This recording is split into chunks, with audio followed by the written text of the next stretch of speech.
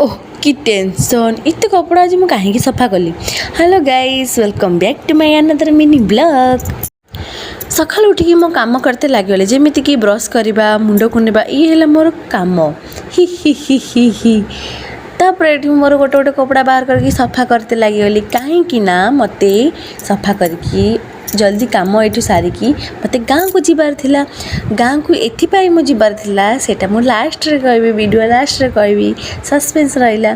तापर जेहेतु बाहर कर ताकू नहीं गली सफा करने पे सफा करके आसी ताकू सुखाई देली।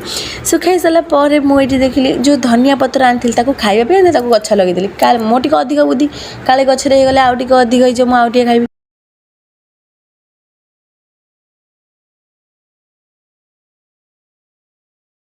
आपण पाखे जो कथा मु सस्पेंस रखी एक्चुअली आम जेजेंकर वर्षिका पाखे आसला तो एठी मते सब धुआकला कर सारा पर गाँव को जीवार अच्छी गाँव में बहुत भी काम अच्छी तो सेठी भी सारिबार अच्छी जेहेतु बाँगर आसला वर्षिका तो से मोर एत धुआकला चलता।